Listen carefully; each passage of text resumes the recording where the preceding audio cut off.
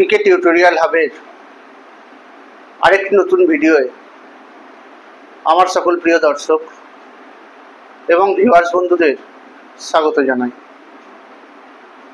প্রিয় দর্শক, তোমাদের উদ্দেশ্যে আমি প্রথমেই বলে রাখি, তোমরা আমার আজকের ভিডিওর শুরু থেকে শেষ পর্যন্ত সম্পূর্ণ অংশটুকু দেখবে এবং ভিডিওটি তোমাদের কেমন লাগলো তা কমেন্টের মাধ্যমে জানাবে।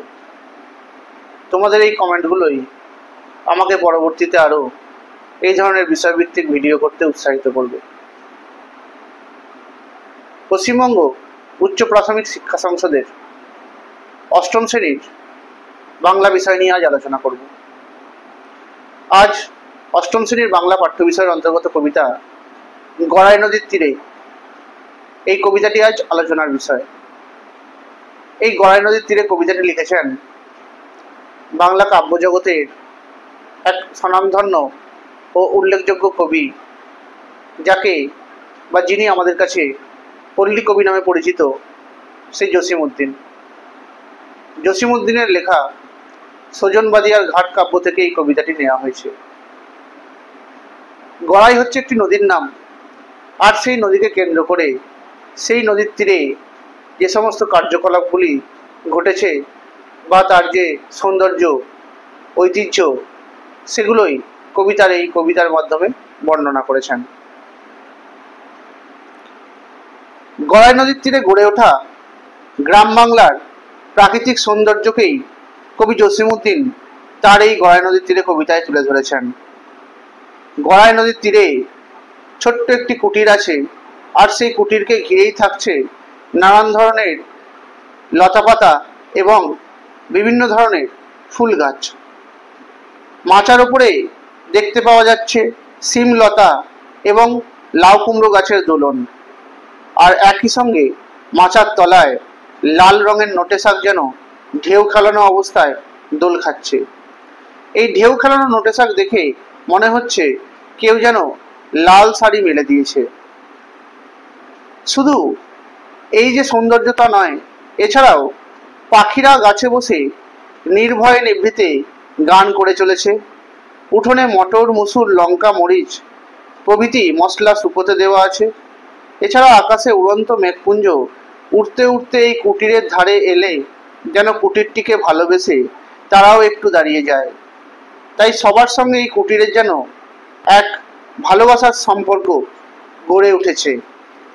অর্থাৎ এই কবিতার মধ্যে দিয়ে কবি গড়াই নদীর তীরে অবস্থিত একটি ছোট্ট কুটির বা ছোট্ট ঘর এবং তার সঙ্গে জড়িয়ে থাকা লতাপাতা, গাছপালা, পাখি, মেঘ প্রভৃতির যে একটা হৃদয়ের সম্পর্ক আছে, গভীর ভালোবাসা আছে, কবি সে কথাই এই কবিতার মাধ্যমে প্রকাশ করেছেন। সেই কুটিরের উঠোনে বিভিন্ন রং বেরঙের ফুলের সমাহার যেমন আছে, তেমনই দেখতে পাওয়া যায় শিম লতা থেকে শুরু করে লাউ কুমড়ো গাছের ঝাড়। আবার অন্যদিকে নোটে শাকের লাল রঙের উজ্জ্বলতাও এখানে দেখতে পাওয়া যায়। শুধু এই গাছপালা নয়, গাছপালার মতো পাখিরাও এই গড়াই নদীর তীরে কুটিরটির পাশে গাছে বসে মনের আনন্দে গান করে এবং একে অপরের সঙ্গে গানে গানে সুখের মুহূর্তকে ভাগ করে নেয়। আকাশের উড়ন্ত মেঘেরাও যেন এখানে কিছুক্ষণের জন্য হলেও থেমে থাকে। তাই কবিতার সমগ্র বস্তুই এই গড়াই নদীর তীরে অবস্থিত এক ছোট্ট কুটিরকে কেন্দ্র করেই গড়ে উঠেছে। আর কবি জসিমউদ্দিন তাই কবিতাটির নামকরণ করেছেন গড়াই নদীর তীরে। এই কবিতার কয়েকটি গুরুত্বপূর্ণ শব্দার্থ এখন আমি তোমাদের সামনে আলোচনা করে দেব। এখানে একটা শব্দ আছে হেলিয়া। হেলিয়া শব্দের অর্থ কাত হয়ে বা কিছুটা ঝুঁকে পড়ে। তীরে বলতে কিনারে, কুটির বলতে মাটি বা বেড়ার তৈরি ছোট্ট বাড়ি, লতাপাতা, লতানো জাতীয় গাছ, মায়ায় মানে হচ্ছে আদরে, ঘিরে শব্দের অর্থ পরিবেষ্টিত হয়ে, ফুটি মানে প্রস্ফুটিত হই, উঠোনে বলতে আঙিনায়, মাচান বলতে বাঁশ ইত্যাদি তৈরি উঁচু বেদি বা মঞ্চ, লাউ, কুমড়ো, শিম এগুলো তো এক একটা সবজির নাম, যেগুলোকে আমরা আনাজ রূপে ব্যবহার করে থাকি। আড়াআড়ি মানে কোনাকুনি, তল দিয়ে মানে নিচ দিয়ে, মেলিছে মানে মেলে ধরেছে, বধূকেও মানে কোনো বিবাহিত স্ত্রীলোকের কথা বলা হয়েছে। এদো ডোবা বলতে বোঝায় নোংরা এবং পাকযুক্ত বা পাকে পরিপূর্ণ জলাশয়। ছানা লয়ে মানে ছোট্ট শিশুকে নিয়ে। ডাহুক এক ধরনের জলচর পাখি। হেতায় শব্দের অর্থ এখানে।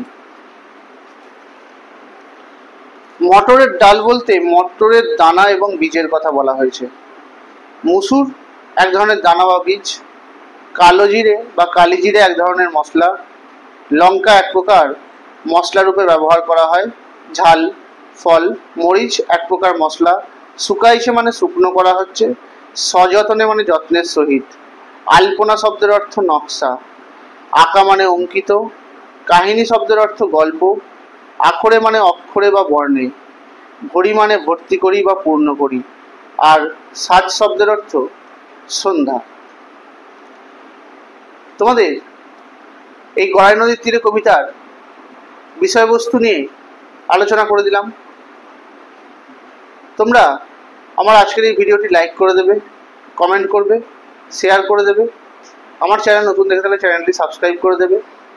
পাশে থাকা বেল আইকনটি প্রেস করে দেবে, যাতে করে তোমরা আমার ভিডিও নোটিফিকেশনগুলো পেতে পারো। তোমরা আমার ফেসবুক পেজে ফলো করে দেবে আর ইনস্টাগ্রামে ফলো করে দেবে। ধন্যবাদ।